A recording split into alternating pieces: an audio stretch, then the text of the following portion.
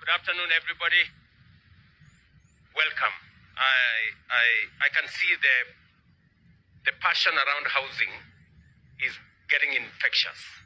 I think my minister now speaks from the heart about housing, and I'm really encouraged that we all are beginning to focus on the right things for our country. So, Madam Waziri,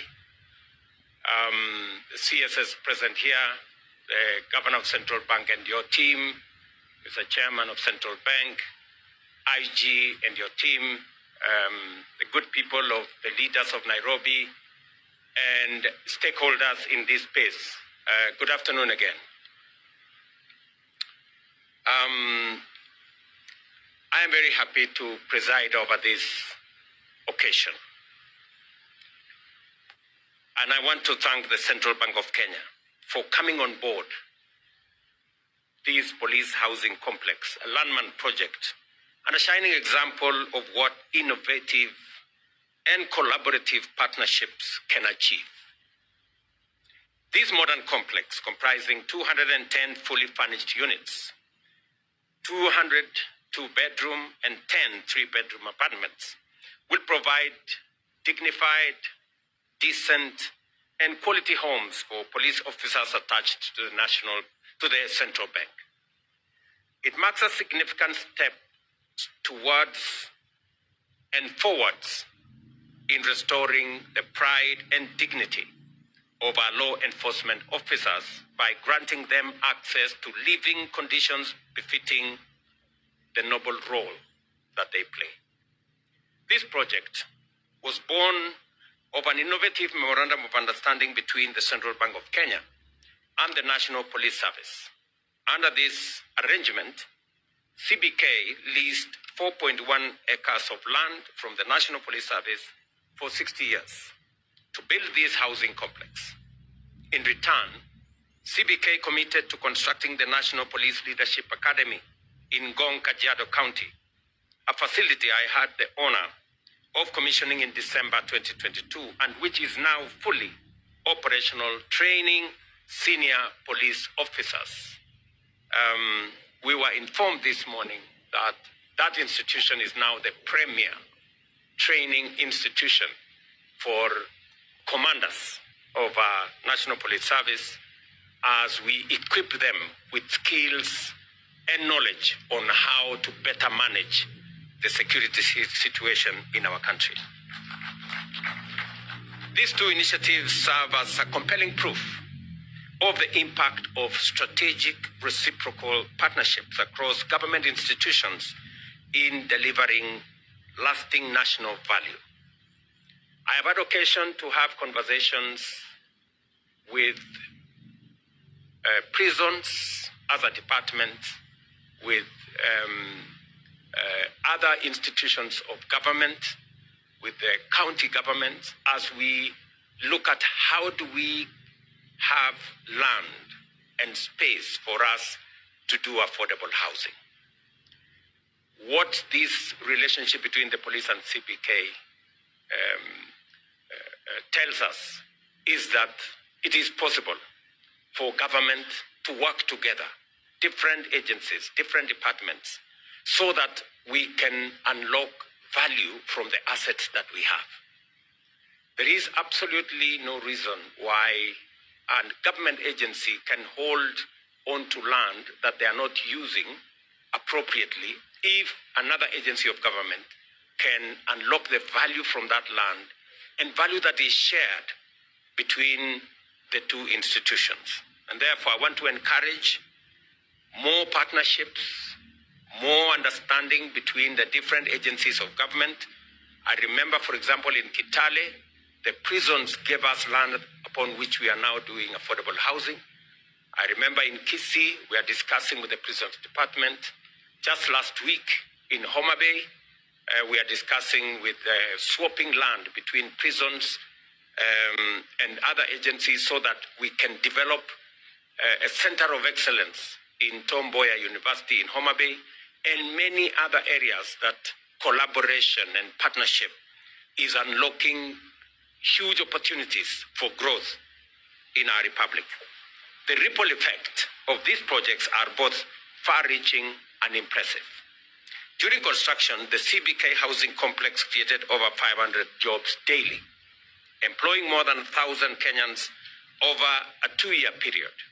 Similarly, the construction of the National Police Leadership Academy in Ngong engaged more than 700 workers. A broad range of skilled professionals, architects, engineers, surveyors, foremen, and many young people contributed to this success. In fact, the heroes of this success are the men and women who broke sweat, soiled their hands, the bricklayers, the steel fixers, the gentlemen in Juakali who made the windows, the quantity surveyors, the people who did the real work, soiled their hands to get this project here. Those are the heroes of this moment, and we celebrate each and every one of them. Importantly, this project was built with a focus on sustainability and local economic empowerment. A significant portion of the construction materials, natural stone, tiles, windows, doors, were sourced locally. Most of the furniture was crafted by Kenyan artisans. Solar energy systems, efficient water treatment facilities, and the planting of many trees make this complex a model for green, sustainable development. By retaining much of the project's economic value within Kenya, we are creating jobs, strengthening local industries, and conserving precious foreign exchange. You've heard what Thuge said. Beyond meeting the immediate housing needs of officers serving at Central Bank, this initiative aligns with our broader national agenda to improve the welfare of all our men and women in uniform. For decades, and I mean this, many years, many of our police officers and prison wardens have lived in dilapidated, inadequate housing, even as they serve tirelessly to protect us. These are men and women who we can say lived in squalor. And yet, we expect them to do the utmost to keep all of us safe. As you are aware, housing is a key pillar of our bottom-up economic transformation agenda implemented through the Affordable Housing Program. We are building our economy from the bottom up, determined to leave no one behind. For far too long, decent housing was a distant dream for many Kenyans and a privilege for a few. From the hard-working families in our informal settlements to the brave men and women in uniform who defended our peace and security, housing was a very distant dream. I see many people still want to keep people in our informal settlements in squalor, and many of them want our policemen to continue living in tin shacks. I want to say that we will do everything possible and take whatever consequences will come our way as we work hard to get decent housing for as many of us as possible. Our law enforcement officers, who have long been overlooked in matters of housing, deserve better. Let me assure every officer that we are steadily and surely righting this historic injustice. It isn't right at all for any officer to live in houses that is too hot when it is hot and too cold when it is cold. And I want to announce here today that as part of our policy program, 20% of whole housing units being developed under affordable housing across the country will be ring-fenced for members of our disciplined forces, from the military the National Police Service, the Kenya Prisons, and the National Youth Service. In addition, these officers will benefit from affordable financing through single-digit interest rates, as low as 3% for those who will buy social housing, 6% for those who will buy affordable housing, and 9% for those who will want to buy the high market houses. In addition, these officers will also benefit from what currently we are developing. Aside from what you see in this compound, through the State Department of Housing and Urban Development, we are delivering institutional housing for disciplined forces across the country. Currently, 2,300 units, specifically for police and prison officers, are under construction across 15 counties, including Tharaka Nithi, Bungoma, Tana River, Nyandarua, Mandera, Machakos, Uasin Gishu, and of course here in Nairobi. I was with Kanja in Tharaka Nithi the other day to hand over units for our policemen and women, so that either you have a facility to buy a house, to own, or you are staying in a building, in a police station that is not what we have seen before, that is decent and that is livable. In addition, procurement is underway for a further 17,000 housing units, specifically for our police service.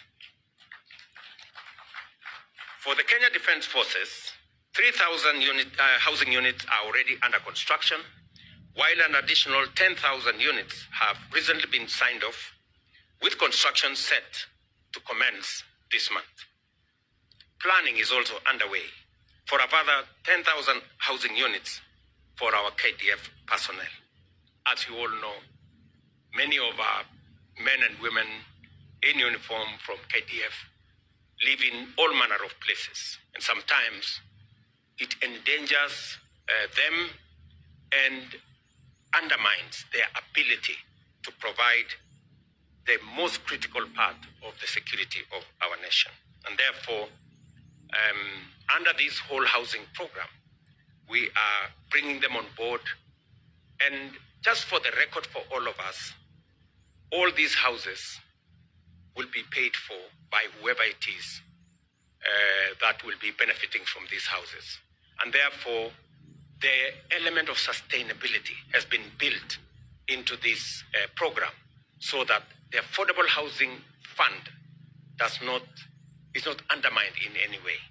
Any development we are doing, whether it is affordable housing or social housing or institutional housing, like what we are doing for the police and the prisons and the KDF, or for that matter, the markets, or for that matter, the hostels we are doing for our students across Kenya, all of them will be paid for either as mortgage or as rent to own, or different formats. But at the bottom of it is that all this money will be used sustainably.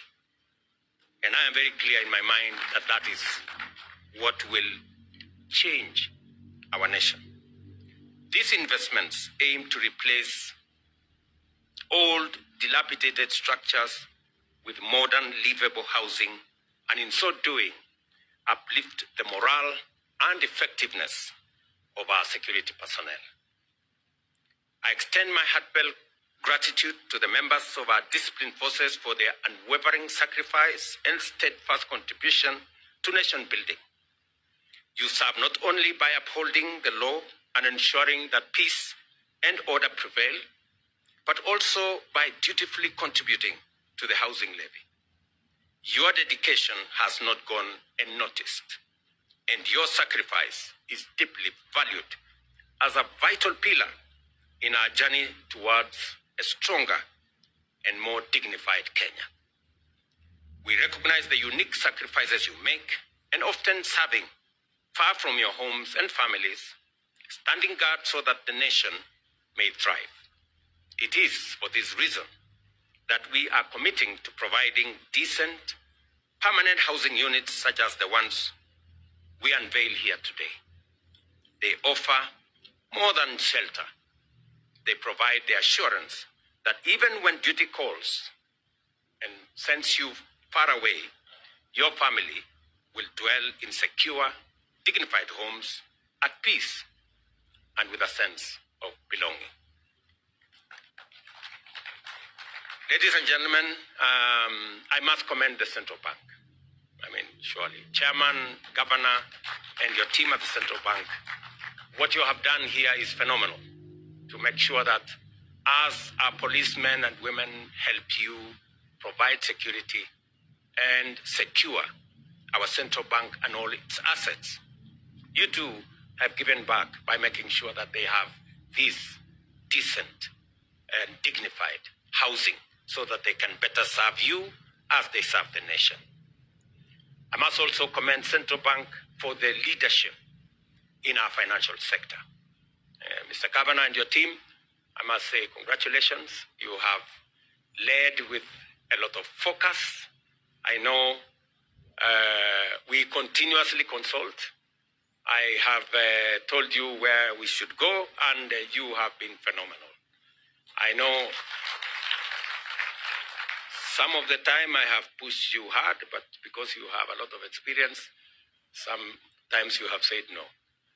And I take no with a lot of grace, because I know that this is good for all of us. And we will continue. I mean, what Treasury and Central Bank have done in the space of our economy, many people would not appreciate that the fact that we now have a stable economy, that for the first time ever in the Republic of Kenya, we have reserves of $10.3 billion. It doesn't come easy.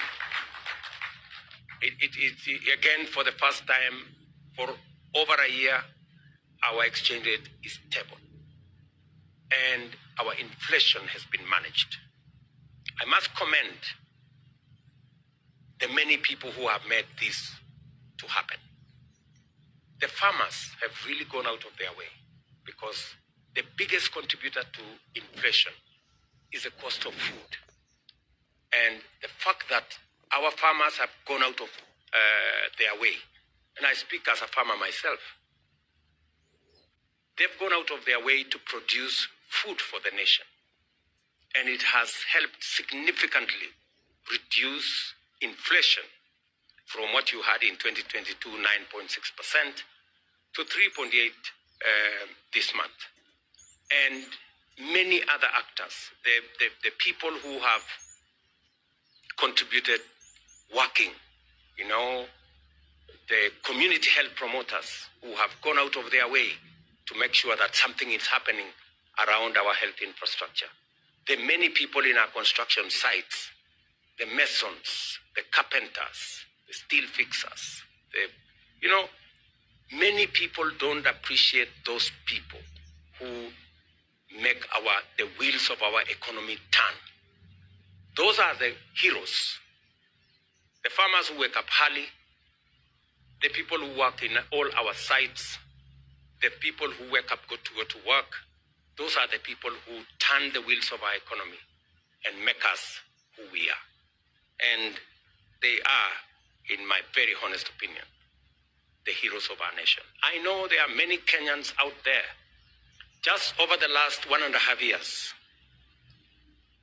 390,000 Kenyans have left their homes to go and work outside Kenya under our program on labor mobility. And it is the reason why our remittance has moved from $4 billion to almost $5 billion, 4.9 something billion dollars, because they are making that contribution. They are working in different parts of the world, because if there is an asset we have as a nation, it is our human capital. And it is the reason why spending additional money in our education sector is something that I will continuously do. It is the reason why we are, by January next year, we will have hired 100,000 new teachers, because they are the people who train the workforce of the future. The people who are working in all these spaces would not be working in those spaces if they weren't, if it wasn't for our education system. Whether we are training them in our TVETs or our universities or in our Kenya Medical Training Centers and in all the other places, we wouldn't be having those people. It is the reason why we now have a student-centered higher education facility that makes sure that we treat every student as a student. And we make sure that students from poor families are supported adequately so that we leave no child behind. It is the reason why we have changed and made sure that any student from a poor family gets 90% scholarship to go to a TVET or a university, so that they don't drop out of school because of the inability of their parents to support them. It is the reason why we must continuously do affirmative action to carry everybody and leave no one behind. I know there are so many people asking questions. Why their maid will now stay in 11th floor on a house that eventually belongs to them. You know, they find it difficult to configure why their watchman all of a sudden will be discussing mortgage just like them. You know? I mean, that's how we carry everybody and we leave nobody behind. Only that his mortgage will be 3,000, your mortgage may be 50,000, but you know it's a mortgage anyway. So, and we are all discussing the same thing. So, really, that is the problem I have with some people. They are wondering why I have all of a sudden gotten the people who would not ordinarily be in that space to be in that space. But that is how we transform a nation. I like what Governor is saying, that even as you are here, you are thinking about how Nairobi should work and how we, all of us, should contribute towards a working city. That's as it should be, my friend. Welcome to the club. Shortly, you will be called Zagai also. There's no problem. You know, but, it's better to be called Sakayo and get things done, you know. So this is why we need to get the country moving. And I want to thank many Kenyans, you know, who see things positively, who are working with us towards making things work. You know, as I said day before yesterday, citizens can now pay for their contributions to share. Those, of course, who cannot afford to pay, we have said we are going to pay for them as government. But those who have been assessed and they can pay 300 or 500 or 1,000 or whatever it is, we are also giving them another option, that if they don't have the full 1 year premium, they can pay monthly.